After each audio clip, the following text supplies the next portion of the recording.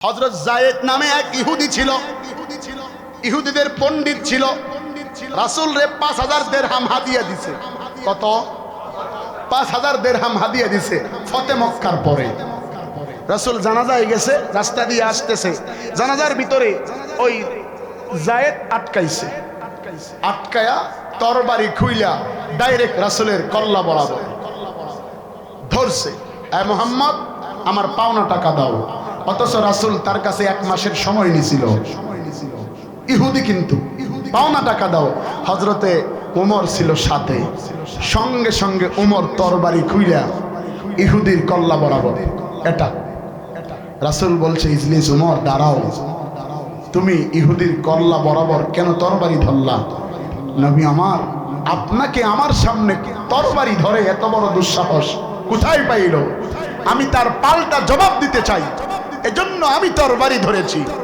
বিশ্বনবী বলে, যদি তুমি আমারে ভালোবেসে থাকো, যদি তুমি আমারে ভালোবাসো, এই ইহুদি আমার কাছে টাকা পায়, তার টাকা পাওনা বুঝায়া দাও। দেখেন ইহুদি কত বড় মুনাফিক। ইহুদি, ওমর জিজ্ঞেস করে, ইহুদি কত পাও? কয় 5500 দিরহাম পাই। কয় এখন কি তুমি টাকা নিবা না অন্য কিছু নিবা? কয় আমি তো এখন আর টাকা নিব না, নিব খেজুর। ওই সময় কেবল খেজুরের মৌসুম আসছে, সিজন, এখনো ঘরে উঠে নাই। আমরা যেমন ধান কেটে ঘরে তুলি না, ওই সময় সিজন আসছে, এখনো ঘরে গুদামজাত হয় নাই। এই অবস্থায় সে খেজুর চাইছে। উমর বলে, টেনশন নাই, চলো। নিয়ে গেছে, নিয়ে ঘরের সামনে দরজা খুলে দিছে, খুলে দিয়ে বলে, ঢোকো, তুমি বস্তা প্যাকেট করো, 5000 দিরহামের ওজনে যত খেজুর হয় ঢোকাও, কোনো বাধা নাই, ঢোকায় নিয়ে যাও।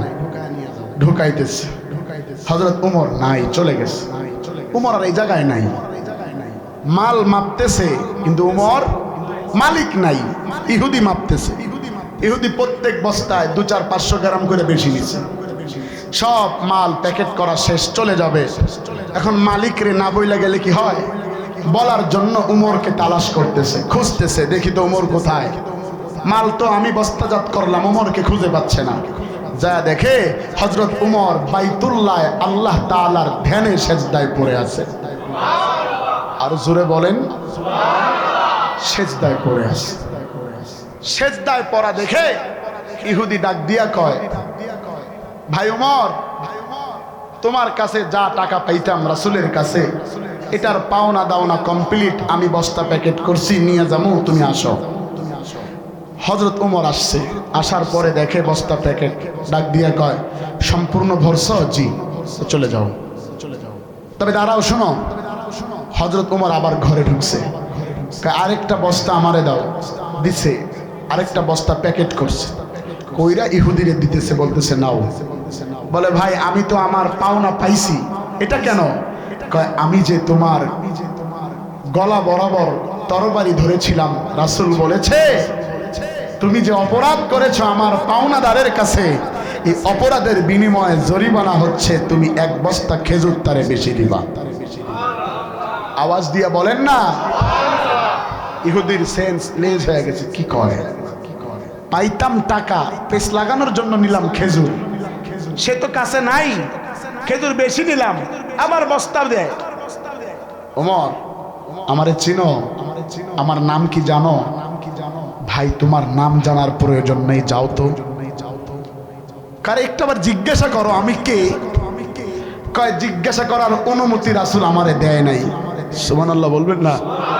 তোমারে জিজ্ঞাসা করার অনুমতি রাসূল আমারে বলেও নাই, যাও তো ভাই, তুমি যাও। সারায়া দিচ্ছে, বারবার বলতেছে, আমার পরিচয় জানো, আমারে চিনো? কয় না। কয়, একটাবার জিজ্ঞাসা করো আমি কে? কয়, দরকার নাই, যাও তো। যখন মানতেছে না, তখন ওমর জিজ্ঞাসা করে, কে ভাই তুমি? কয়, আমার নাম যায়েদ, আমি ইহুদিদের বড় পণ্ডিত, তাওরাত কিতাবের হাফেজ। কয়, আমি তো পণ্ডিত এমন কাউরে চিনি না, এমন তো কেউ নাই। তুমি কি সেই যায়েদ, টাকাওয়ালা বড়লোক ইহুদিদের পাদ্রী? বলে, হ্যাঁ। কয়, এদিকে আসো। তুমি এত বড় খারাপ কাজটা কেমনে করলা? তুমি কি তাওরাত কিতাবে আমার নবীর আগমনের বার্তা পাও নাই? পেয়েছি। কেন তুমি রাসূলের সাথে এই বেয়াদবি করলা? হযরত উমরকে ডেকে বলে, ভাই উমর, আমার কোনো খেজুর টেজুর লাগবে না, আমি তো রাসূলের আদর্শ কেমন তাওরাত কিতাবের শেষ পৃষ্ঠায় পেয়েছি, শেষ জামানার নবী এমন হবে যার আদর্শ হবে সর্বোত্তম শ্রেষ্ঠ। সেই আদর্শ দেখার জন্য আমি এই নাটক সাজিয়েছি, আমার খেজুরের প্রয়োজন নাই, তোমাদের আদর্শ এত সুন্দর, আমি রাসূলের আদর্শের প্রেমে পড়ে গেছি, আমারে নিয়ে যাও রাসূলের দরবারে, কালেমা পড়াইয়া মুসলমান বানায়া দাও। হযরত উমর তরবারি খুইলা ধরছে করারে, স্যার নিয়ে আগাচ্ছে। বিশ্বনবী দূর থেকে দেখছে যে উমর তরবারি খোলা নিয়ে যাচ্ছে, সাথে ওই লোক, যেই লোক টাকা পায় যায়। আল্লাহ রাসূল দেইখা জায়গা ছাইরা দাঁড়ায়া গেছে, কয় না জানি কোন প্যাচ লাগছে, মনে হয় শরীর উল্টা পিছ দিয়া দিছে, কিছু দিয়া যেমনে নিয়ে আসতেছে মনে হয় কিছু একটা হইছে। আল্লাহ রাসূল আগায়া গেছে, ওমর কিছু করছ? কিছু কয় না। ওমর ইহুদিরে কিছু করছ? কিছু কয় না। ওমর ইহুদিরে কিছু করছ? আল্লাহ রাসূলের তিনবারের পরে হযরত উমর চোখের পানি ছেড়ে দিয়েছে। হযরত উমর চোখের পানি ছেড়ে দিয়া ডাক দিয়ে বলে, হাবিব, দুনিয়ার ভিতরে আমি ছিলাম জাহান্নামের আসামি, ও নবী আমার, আমি আপনার কল্লা কাটতে গিয়া নিজের কল্লা ইসলামের দিকে ডাবায়া দিলাম।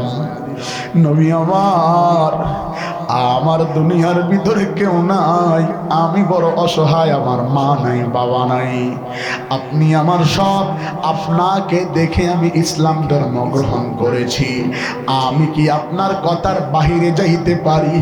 আমি কোনোদিন আর বাসায় গিয়া আব্বারে আব্বা বলে ডাক দিতে পারবো না, আমার মারে মা বলে ডাক দিতে পারবো না। এই তো গত কয়েকদিন আগে বৃহস্পতিবার রাত্রে বেলা আমি মাহফিলে গেলাম, একটা মাহফিলে বয়ান শোনার জন্য। সেখানে যাওয়ার পরে আমারেও বয়ান করতে লাগায়া দিল, আমারেও বয়ানে বসায়া দিল। আমার পরে প্রধান বক্তা স্টেজে আসবে, প্রধান বক্তার বাসা হলো বরিশাল নলসিটি ঝালকাঠি। বক্তা সাহেব স্টেজে বসে পাবলিকের উদ্দেশ্যে বয়ান করে করে বলতেছে, মুসলমান ভাইরা আমার, আমি হইলাম হিন্দুর বাচ্চা মুসলমান, আপনারা হইলেন মুসলমানের বাচ্চা মুসলমান। আমি তো কোনোদিন, আজকে 40 বছর আমার মুসলমান হওয়ার বয়স, 40 বছর ধরে আমি আমার বাড়িতে গিয়ে আমার বাবারে বাবা বলে ডাক দিতে পারি না, আমার মারে মা বলে ডাক দিতে পারি না, আমার বোন সারলাম, ভাই সারলাম, মা সারলাম, বাবা সারলাম। আমার দিকে তাকায়া বলে, বাসির সাহেব এখানে বসা, আমার দিকে বারবার তাকায়া হযরত কথাগুলো বলতেছিল। মুসলিম ডক্টর সিরাজুল ইসলাম সিরাজি, নলসিটি ঝালকাঠির হযরত, বরিশালের আলোচক, নব মুসলিম মুসলমান, তারা হিন্দুর বাচ্চা মুসলমান হয়া দিনের প্রতি অগ্রগামী ভূমিকা পালন করলো। মা বাবার জন্য, হিন্দু মা বাবার জন্য দোয়া করে। আজকে মুসলমানের ঘরে জন্ম নিয়া মা বাবার জন্য দোয়া করতে বড় লজ্জা পায়। আমি আরেকজন আলোচকের কথা বলেই দিয়া যাই, গত নভেম্বরের 15 তারিখ আমার সাথে একই সাথে স্টেজে প্রোগ্রাম, নাম হলো আব্দুর রহমান জামি ঠাকুরগাঁও, নব মুসলিম। আমার বাসায় একসাথে খানা খাইলাম, খানা খাওয়ার পরে আমার গাড়ি ড্রাইভার সাহেব পিছনে 2টা গাড়ি, 2টা কার একসাথে, ওনার কারের ভিতরে আমারে উঠায়া আমার পিঠে হাত বুলাইয়া ডাক দিও বলে, ভাই আমার বাড়ি ঠাকুরগাঁ জেলায়, ভিডিওতে সার্চ দিয়া দেখবেন, ইন্টারনেটে আছে। মায়ের কাছে গিয়েছিল নতুন গাড়ি কেনার পরে, মা হিন্দু বাবাও হিন্দু, মায়ের কাছে গিয়া মারে ডাক দিয়ে বলেছে, মা আজকে মুসলমান হওয়ার পর থেকে তোমার কাছে আসতে পারি না, মা মা মা। বয়ান শেষে সাবটি বাড়ি লালমনির হাটে আসার পর উনি চলে যাবে ঢাকার দিকে, আমি বাসায় যাব। আমারে ডাক দিয়া বলে, ভাই আমার বাড়িতে যাইতে মনে চায় না। বললাম কেন? কয় বাড়িতে গিয়া আমার মারে আর কোনোদিন মা বলে ডাক দিতে পারি না, আব্বারে আর আব্বা বলে ডাক দিতে পারি না। আজকে যারা এখানে বসেছ অনেকেই তো মা বাবা হারায়া এতিম হয়ে গেছ। মায়ের কবর যাওয়ার পথে রাস্তার কিনারায় মায়ের কবর দেখবা, আসার পথে মায়ের কবর দেখে আসছ, বাবার কবর দেখে আসছ। এক সময় কিছু ছিল না, বাবার খাওয়ার আশা ছিল গরুর গোশত, এখন বড় গরুর কুরবানি দাও, বাবা আর কবর থেকে বাবারে আর খুঁজে পাও না। ঈদের নামাজের শেষে আমার এক মুসল্লি কবরস্থানে যায় মায়ের কবরের দিকে আঙ্গুল করে তুলে বলতেছে, মা জলদি করে কবর থেকে ওঠো, আমি হুজুর দিয়া এখন গরু কুরবানি করাবো, আমার কুরবানির গোশত কে খাবে? আমারে উঠিয়া রান্না করে কে দিবে? মা তুমি সারা দুনিয়াতে আমার কেউ নাই, বাবা তুমি সারা দুনিয়াতে আমার কেউ নাই।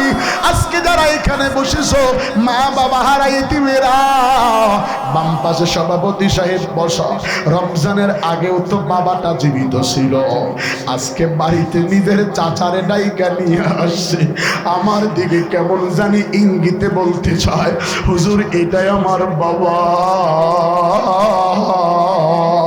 বাবাই নাই, বাবারে আর কোনোদিন বাড়িতে গিয়া বাবা বলে ডাক দিতে পারবে না। চাচায় মাথায় হাত বুলাইয়া বলি, বাবা দুধে ভাতে খাইবা? আজকে এখানে যারা বসেছো জানি না কারা মা বাবা হারাইতি, কারা মা বাবা হারাইছো, আমি একটু দেখতে যাই। শোনা বন্ধুরা, মা বাবা হারাইতি মেয়েরা একটু হাতটা তুলে দেখাও, কার কার মা বাবা নাই একটু হাত তুলে দেখাও। মা বাবা না থাকলে একটু হাত তুলে দেখাও, লজ্জা পাইবা না, একটু হাত তুলে দেখাও। আব্বা জানেরা যাদের মা বাবা নাই একটু দাঁড়াও, আমি মুসাফির দোয়া করব, একটু দাঁড়াও, দুনিয়ার কোনো দিকে খেয়াল করবো না, দাঁড়াও। মা বাবা হারারা দাঁড়াও, দুনিয়ার কোনো দিকে খেয়াল করবো না, দাঁড়াও। সভাপতি সাহেব আপনি আপনার পাশের বাবা মা হারা এতিমটারে একটু জড়ায়া ধরেন, বুকের ভিতরে নেন, বুকের সাথে বুকটা মিলায়া চাপ দিয়া ধরেন, আর কানে কানে বলেন, আমার বাবাও তো আপনার মতো ছিল, আজকে যদি দেখতো বাবা আমি এই মাহফিলের সভাপতির আসলে বসেছি, আব্বাই কত আনন্দ করত। কই আমার নূর নবী ভাই, কই আসো, তোমার ভাই দাঁড়ায়া গেছে, দাঁড়াও। মাদ্রাসার হাবেজ সাহেব হুজুর দাঁড়াও, একটু গিয়া মুরব্বিরে জড়ায়া ধরো, চোখের পানিগুলো ছাড়ো। আব্বাজান আপনি আপনার পাশের জনকে একটু জড়ায়া ধরেন, এতিমে এতিমে একটু বুকটা লাগান, কোনো দিকে খেয়াল করবেন না, লাগান। মামা আপনি বসেন, একটু পিছনে আপনি গিয়া একটু বুকটা জড়ায়া ধরেন, লজ্জা পাবেন না, একজন আরেকজনকে জড়ায়া ধরো। ওই যে পিছনে একটা যুবক ভাই দাঁড়িয়েছ, ভাই তোমার কে না, একটু স্টেজের দিকে আসো। এই যে তুমি লম্বা করে মাথায় টুপি পাবে, এই দিকে আসো, তুমি একটু স্টেজের দিকে আসো, আসো আমি তোমার জন্য দোয়া করব। ওই যে পিছনের ভাইটা একটু এদিকে আসো, যুবক মানুষ এদিকে আসো, একটু স্টেজের দিকে আসো, আমি তোমার জন্য দোয়া করব, চোখের পানি একটু সরো, আসো একটু স্টেজের দিকে আসো। আয়া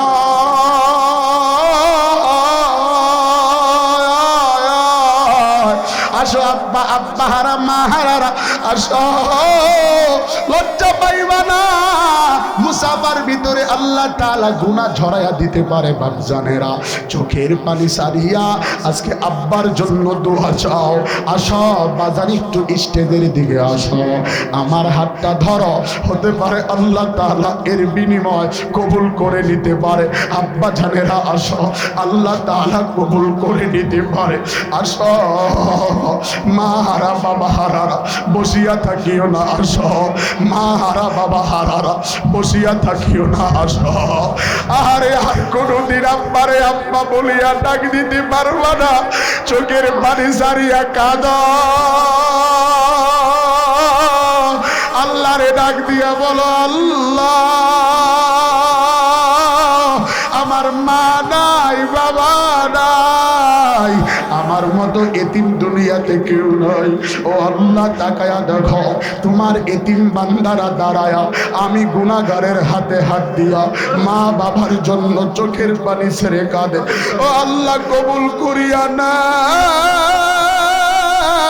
সাদ্দাম ভাই কোথায় দিকে আসেন তাকায়া দেখেন মারা বাবা হারাই তিমেরা চোখের পানি ছেড়ে কাঁদে একটু ভিডিও করে নেন আল্লাহ তাআলার দরবারে ভিডিও করে রাখেন আমার আল্লাহ তুমি একটু তাকায়া দেখো